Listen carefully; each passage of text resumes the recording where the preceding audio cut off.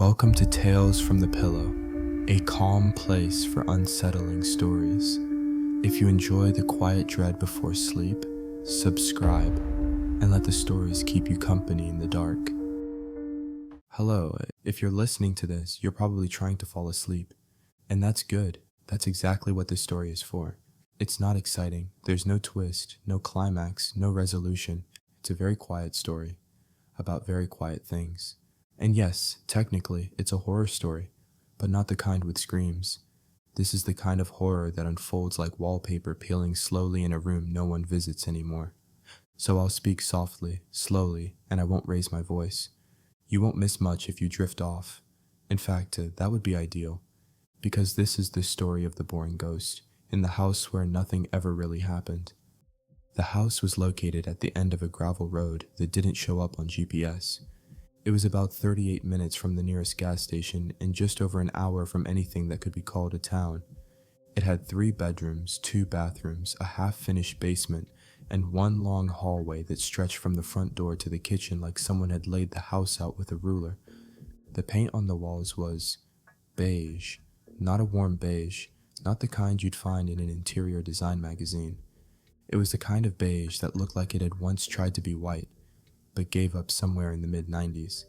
I think the previous owner called it eggshell breeze, but to me it looked more like nicotine fog. The floorboards creaked, but not the way you might expect. They didn't creak when you stepped on them, they creaked when you didn't, usually at 2:15 a.m., which, coincidentally, was the same time my smoke alarm liked to chirp for no apparent reason. I made note of that in my logbook. I kept a logbook. Page 1 simply reads, Tuesday, January 11th, smoke alarm chirped at 2:15 a.m. again. 3rd time this week. Might replace battery, might not. I never did. The house was located at the end of a gravel road that didn't show up on GPS.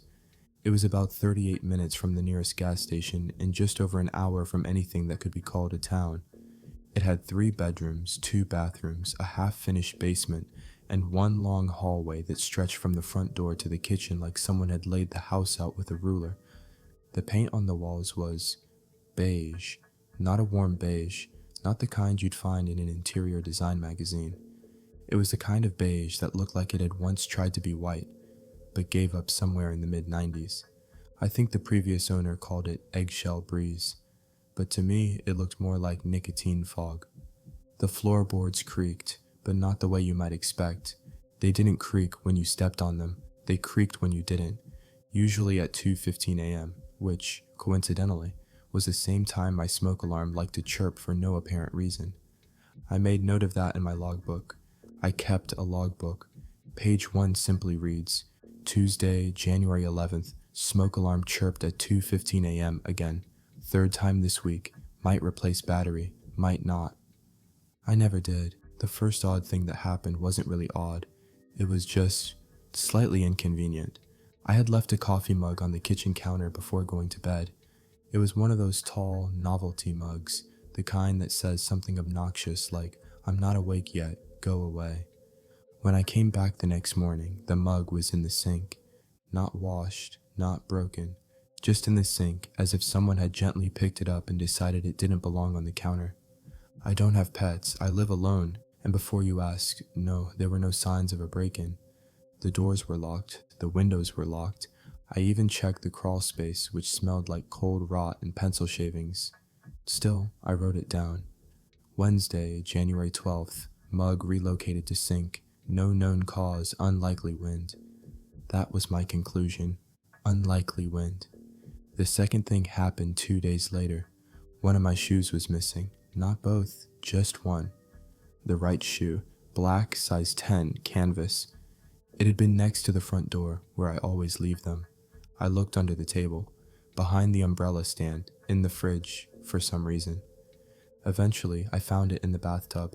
No water, no mud, just sitting there, like it had been gently carried by someone who thought, this belongs here. Again, I live alone. Again, I wrote it down. Friday, January 14th, right shoe found in bathtub, mild confusion, no signs of mischief. By now, I was beginning to feel mildly watched, not threatened, not unsafe, just observed. There's a very specific feeling when you think someone's looking at you from just outside your peripheral vision, like a coat on a chair that looks like a person if you don't stare at it directly. That was the feeling, like a thread pulled too tight. I started sleeping with the hallway light on, not because I was scared, just because the light made the beige walls feel less hollow. I first noticed the smell around the end of January. It wasn't strong, not offensive exactly. It was the kind of smell you'd only notice if you were paying attention, which I always was. It came from the air vent above the hallway linen closet, a faint metallic sort of scent, like rust mixed with old soup cans, or blood that had been scrubbed off tile just a little too late. I climbed up and looked inside the vent. I found exactly what I expected, nothing. Just a grit of dust, the smell, and the kind of darkness that felt denser than it should. I sprayed some air freshener up there, lemon eucalyptus. It didn't help. Now it just smelled like lemon eucalyptus and rusted tin. Still, I wrote it down. Monday, January 24th. Hallway vent emits faint scent, metallic, possibly psychological. That's the word I kept using, possibly. Everything was always possibly something. Possibly the wind. Possibly a trick of the eye. Possibly just my imagination. I checked the other vents in the house. Nothing unusual, except the one in the guest bedroom. That one had a draft, cold, slightly moist, the kind of air that felt like it had traveled a long, long way through something very narrow. I didn't have central air, didn't even have a functioning furnace. So where was the air coming from? I made a note. Guest room vent emits cold breath, unexplained airflow, possibly structural issue. That was the end of January. The month ended with a noise. It wasn't loud, it wasn't sharp, it was soft and slow and deliberate. 3 taps, then silence, then 3 more, evenly spaced, like someone tapping a spoon gently against drywall. I didn't go investigate. I simply wrote, Tuesday, January 31st, tapping from inside the wall. Kitchen side, 3 sets, measured, ignored. And then I made tea. February was predictable. Every night something small happened, never loud, never fast, just minor changes, barely perceptible. Things you wouldn't notice unless you were keeping track, which, of course, I was. On February 3rd, the hallway mirror tilted by 3 degrees. I measured it with a level.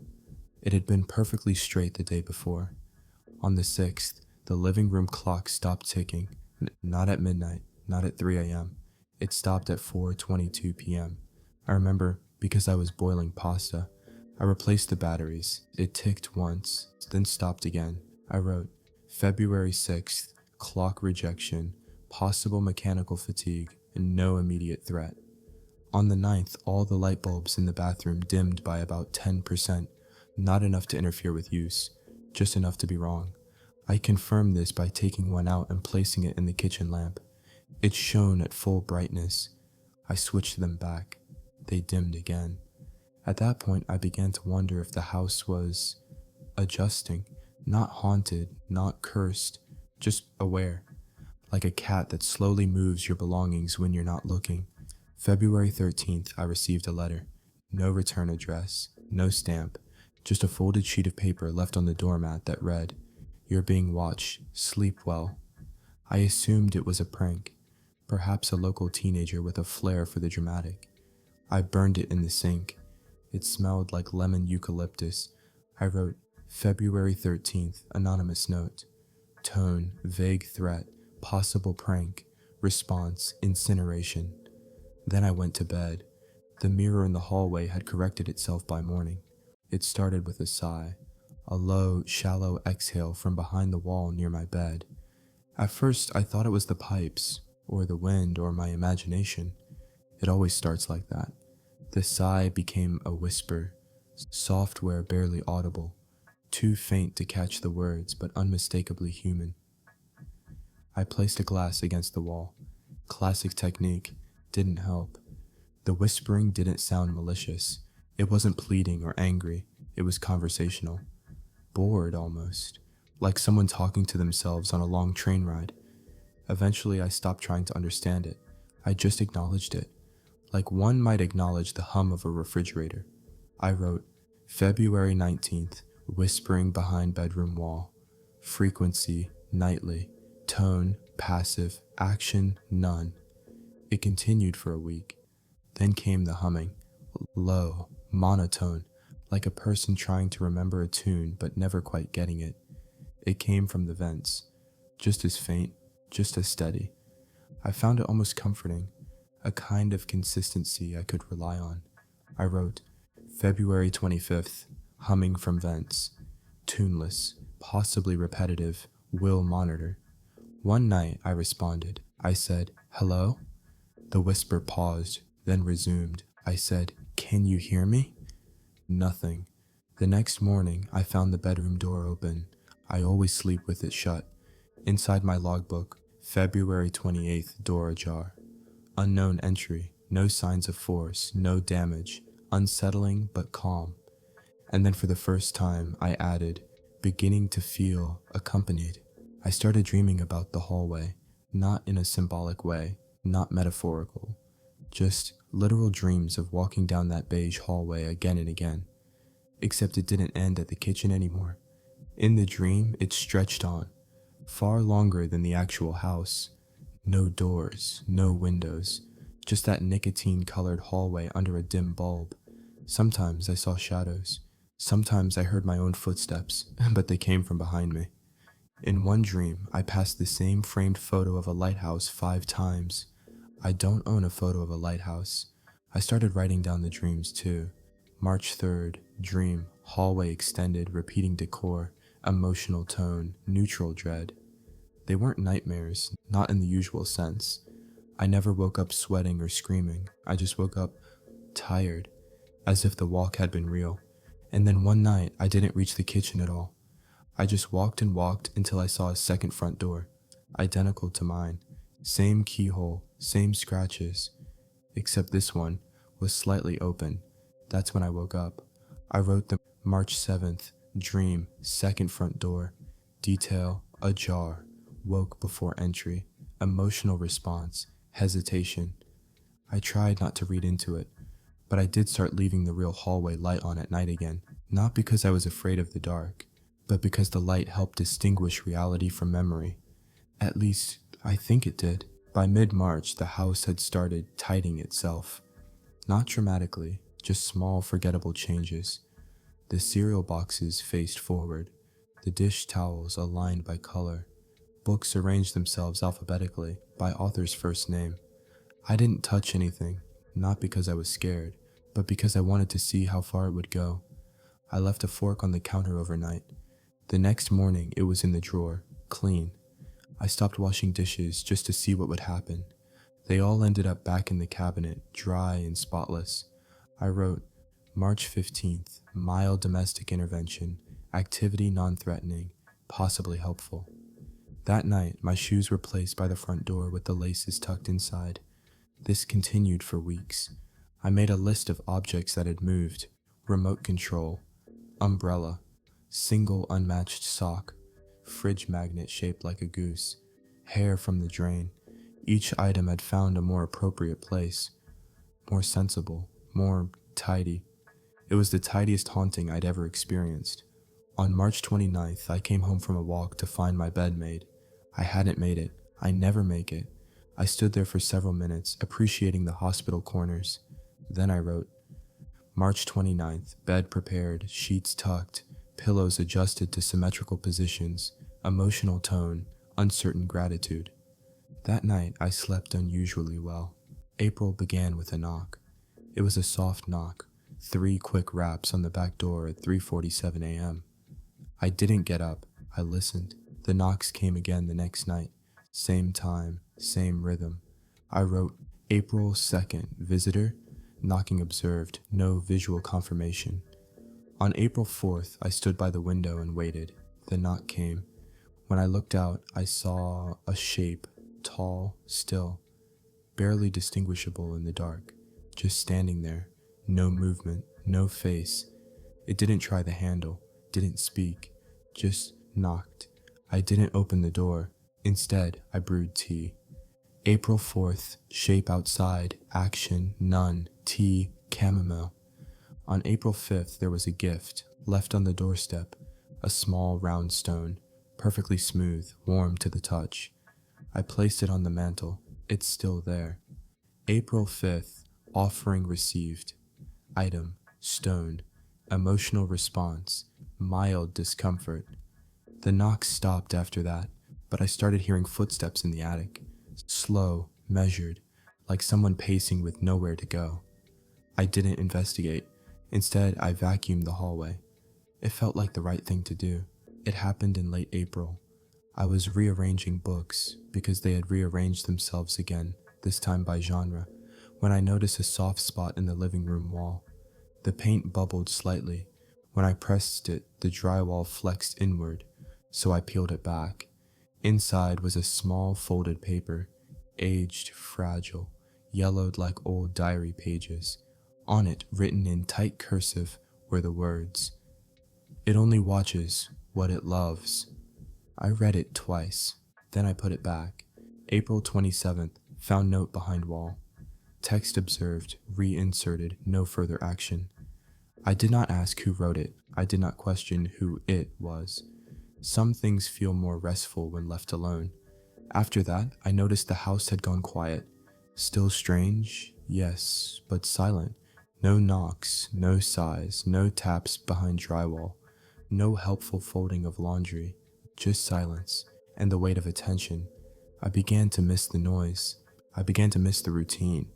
So I left another note inside the wall. It read, "Thank you." And that night, the hallway light turned off on its own. Gently, slowly, like a sigh. May was uneventful. The house stopped tighting. The vents went quiet. The mirror stayed straight. Even the dreams faded. It was like living in a memory that had finally stopped repeating itself.